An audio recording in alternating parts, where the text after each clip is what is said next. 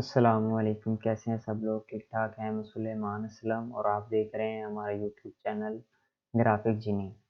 आज हमारी Corel Draw की तीसरी क्लास है जिसमें हम कोरल ड्रा में शेप टूल के बारे में पढ़ेंगे। शेप टूल कोरल ड्रा में सबसे ज़्यादा यूज़ होने वाला टूल है। ऐसा कोई डिज़ाइन नहीं होता जिसमें शेप टूल ना यूज़ हो। शेप टूल एक बहुत ही अहम हिस्सा है ट्रेसिंग करने में, शेप को नई शक्ल देने में, और बहुत सी जगह पे शेप टूल यूज़ होगा। हम इसका आगे इस्तेमाल चल के पढ़ते हैं और इसको देखते हैं कि ये कहाँ यूज़ होता है। तो आइए स्टार्ट करते हैं।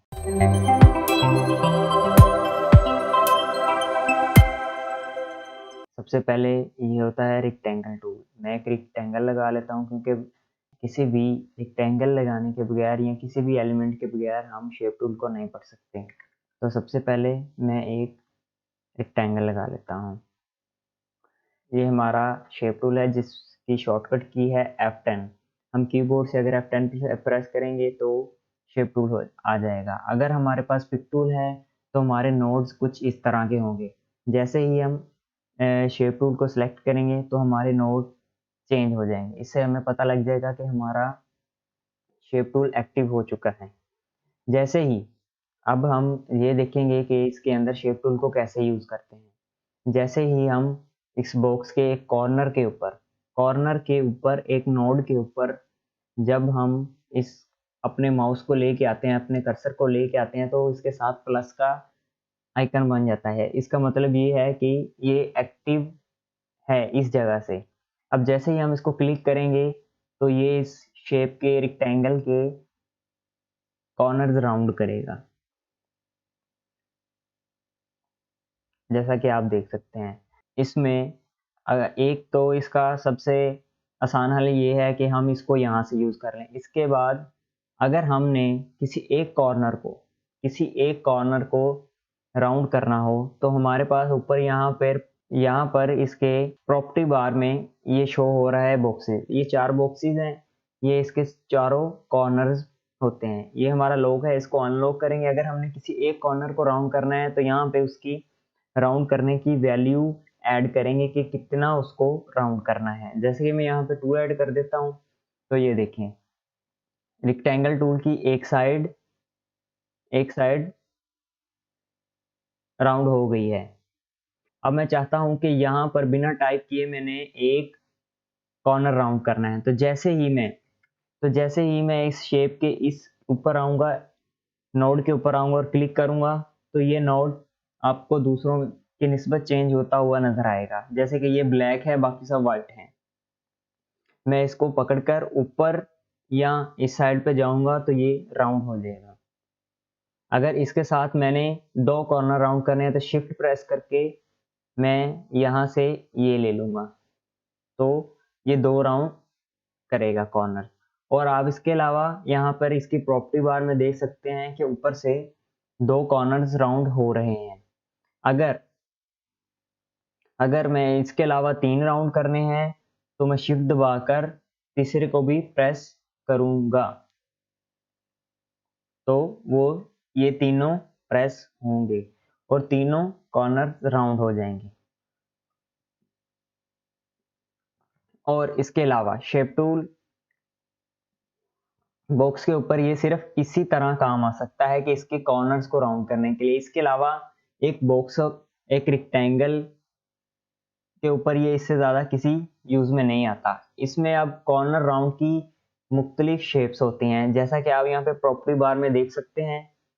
इसको अगर क्लिक करेंगे तो ये इसके राउंड अंदर की साइड करेगा कॉर्नर। इसमें ये मुख्तलिफ डिज़ाइन बनाता है। इसके अलावा ये स्ट्रेट लाइन वाला डिज़ाइन है, इनके भी प्रॉपर्टीज वही हैं।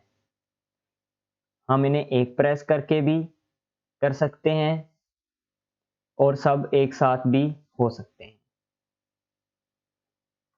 इसके अलावा अगर मुझे इसमें कुछ चेंजिंग करनी है रेक्टेंगल में तो सबसे पहले मैं इसके ऊपर राइट क्लिक करूंगा, कन्वर्ट टू कर्व की शॉर्टकट की है कंट्रोल क्यू कर लेंगे। और इसके बाद अगर हम शेप टूल लेंगे तो ये देखें अब हमारा बॉक्स ब्लू हो चुका है, यानी कि ये अब कन्वर्ट टू कर्व हो गया है। मैं इसके ऊपर इन दो नोड्स को पकड़ के यहाँ से प्रॉपर्टी बार में ये option convert to curve press करूंगा तो ये देखें यहाँ पर हमारे हैंडल्स बन चुके हैं। हमने इनकी मदद से कुछ चेंजिंग करेंगे। जैसे ही मैं इस हैंडल्स के ऊपर आता हूँ, ये देखिए प्लस का निशान आ गया, यहाँ पर नहीं है। जैसे ही मैं इसके ऊपर आऊंगा ये प्लस का निशान, इसकी वजह मतलब ये हम इसमें चेंजिंग कर सकते हैं ऊपर या नीचे करके, जैसा कि आप देख सकते हैं। मैं इसमें अपनी नई चीज या कोई भी लोगो वगैरह बना रहा हूं तो उसमें चेंजिंग कर सकता हूं। और अगर मैं यहाँ पे देखूं कि यहाँ पर मैं क्लिक कर रहा हूँ और हैंडल्स नहीं आ रहे, क्यों? क्योंकि मैंने यहाँ से इसको कन्वर्ट टू कर्व नहीं किया। अगर मैं इसको कन्वर्ट टू कर्व करूंगा तो ये फिर ही हैंडल आएंगे और मैं इसमें चेंजिंग कर सकता हूँ। और शेप टूल की मदद से मैं इसको कहीं भी उठाकर कोई भी शेप क्रिएट कर सकता हूँ, जैसा कि आप देख सकते हैं। बाकी इसमें ये मुख्तलिफ ऑप्शन है, ये मैं आपको साथ साथ बताऊंगा कि कैसे यूज करने हैं। अब मैं इसमें एक सर्कल ड्रॉ करता हूँ, कंट्रोल प्रेस करके अगर हम सर्कल लगाएंगे तो एक स्ट्रेट आएगा, स्क्वायर की तरह आएगा। अगर मैं इसको कंट्रोल छोड़ दूंगा तो इसके साइज डिफरेंट हो जाएगा। अगर मैं इस सर्कल के ऊपर अगर किसी भी चीज को डिलीट करना हो तो इसको सिलेक्ट करके राइट क्लिक करके डिलीट कर सकते हैं या कीबोर्ड से डिलीट का बटन दबा सकते हैं। ये हमारा सर्कल टूल है। अब हम देखेंगे कि सर्किल के ऊपर शेप टूल कैसे काम करता है। जैसे ही मैं इसको एक्टिव करता हूँ शेप टूल को, तो ये देखें इसमें नोड बन गया है, क्योंकि ये सर्कल है इसमें सिर्फ एक ही नोड होता है। मैं यहाँ से पकड़कर अगर सर्कल को घुमाऊंगा तो ये देखें ये चेंज हो गया शेप टूल की मदद से। अब अगर मैं इसको कंट्रोल प्रेस करूंगा तो ये 15 के एंगल से छोटा या बड़ा होगा। अब आप सोचेंगे कि इसमें ये डिजाइन कैसा बना। अब इसकी प्रॉपर्टी बार में ये देखें, ये सर्कल की जगह ये दूसरा इसका सिलेक्ट हुआ है। अब इसमें हम ये पिज़्ज़े वाली शेप बन चुकी है, स्लाइस वाली, जिसमें स्लाइस कटा हुआ होता है। इसमें हम अपनी मर्जी से कोई भी जगह पर कुछ भी रख सकते हैं। और इसके बाद आ जाता है हमारे पास ये, इसमें सिर्फ हमारे पास आउटलाइन शो होती है। ये जो इसकी ये चीज होती है ये आउटलाइन इसको बोलते हैं, जो ओनली ऑन हमें नजर आ रही है इस टाइम। अगर इसमें ये होगा तो ये भी आउटलाइन होती है, पर ये एक पूरी शेप होती है। अगर ये होगा तो ये एक शेप पूरी मुकम्मल शेप नहीं है। इसको हम मुख्तलिफ एंगल्स और अपनी कोडिंग डिजाइन के अपनी रिक्वायरमेंट के मुताबिक रख सकते हैं। अब हम इसके ऊपर कंट्रोल क्यू प्रेस करेंगे या राइट क्लिक करके कन्वर्ट टू कर्व करेंगे तो इसमें हम कोई भी चेंजिंग कर सकते हैं, जैसा कि आप देख रहे हैं। अब ये देखिए मैंने एक इसको पकड़कर कन्वर्ट टू कर्व करके इसको घुमाया तो ये दूसरी साइड ऑपोजिट साइड खुद ब खुद चेंज हो रही है। तो इसके हल के लिए मैं इसको सिलेक्ट करूंगा और यहाँ से ये वाला टूल सिलेक्ट करूंगा तो इसकी मदद से अब वो दूसरा चेंज नहीं होगा।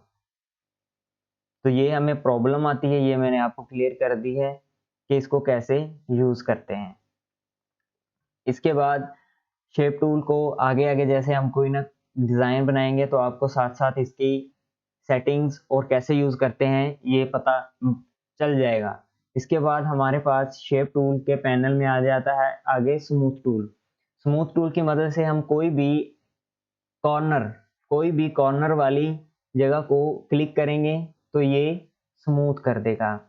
जैसा कि इसके नाम से ही पता चलता है कि स्मूथ का मतलब है नरम करना, और ये वहां से उसे स्मूथ कर देगा। इसके बाद इसकी प्रॉपर्टी में ये इसका साइज है, इसका हम कोई भी साइज रख सकते हैं। और इसके बाद यहाँ पर इसका आ जाता है रेट, यानी कि इसकी स्पीड क्या होगी, ये देख कितना ज्यादा करेगा। बाकी इसको आप अपने डिजाइन की रिक्वायरमेंट के मुताबिक यूज करते हैं।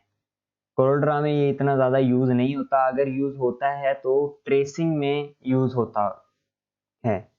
इसके बाद हमारे पास आ जाता है शेप टूल में। तीसरा टूल है हमारे पास शेप टूल में स्मीयर टूल। इसकी मदद से हम किसी भी डिज़ाइन को चेंज कर सकते हैं, जैसा कि हनी वाला डिज़ाइन बना सकते हैं। मैं यहाँ पे एक रेक्टेंगल ड्रॉ कर रहा हूँ, कन्वर्ट टू कर्व, और ये ले रहा हूँ स्मीयर टूल।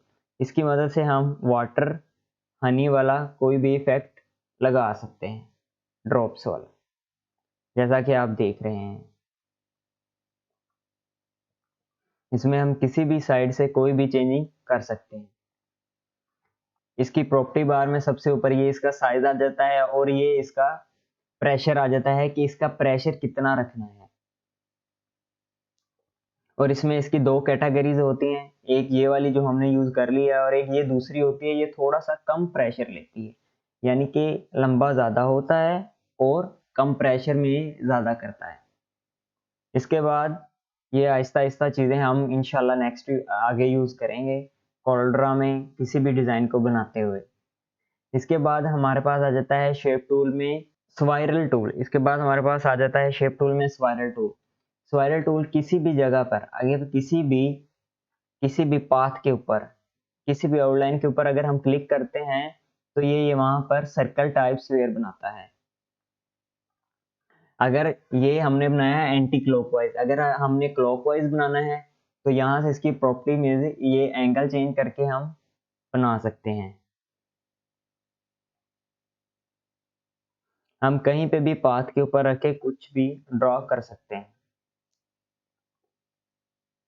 इसके बाद आ जाता है हमारे पास आर्टेक्ट एंड रिपेल। इसकी मदद से हम जैसे एब्स्ट्रैक्ट वॉलपेपर्स वगैरह बने होते हैं, वो वॉलपेपर्स वगैरह बना सकते हैं, जैसा कि आप देख सकते हैं एब्स्ट्रैक्ट वॉलपेपर वगैरह। इसके बाद शेप टूल में आ जाता है हमारे पास स्मज टूल। ये किसी भी शेप को चेंज करने के लिए यूज होता है। ये आप देख सकते हैं समथिंग कुछ ऐड करने के लिए।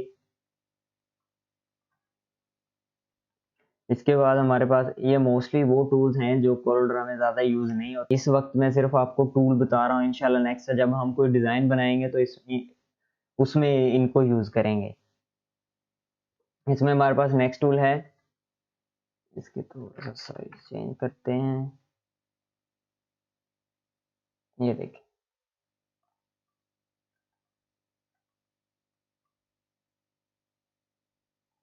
इसकी मदद से हम कहीं पर भी ये देखें स्ट्रेट लाइंस, बॉक्स टाइप, मुख्तलिफ पैटर्न बना सकते हैं। अब मैं कोरल ड्रा में एक पिक्चर लेके आया हूँ। अब हम इसके ऊपर शेप टूल को यूज़ करेंगे कि हम कैसे एक पिक्चर को शेप टूल की मदद से क्रॉप कर सकते हैं। जैसे ही हम शेप टूल लेते हैं तो इसमें वैसे ही कन्वर्ट टू कर्व वाली ऑप्शंस आ जाती हैं। अगर हम किसी भी एक कॉर्नर से पकड़ेंगे और इसको जितना हमने क्रॉप करना है कॉर्नर पे रखेंगे तो उतना ये क्रॉप हो जाएगा। इसमें हम ये दो साइड से लेकर इस तरह भी कर सकते हैं।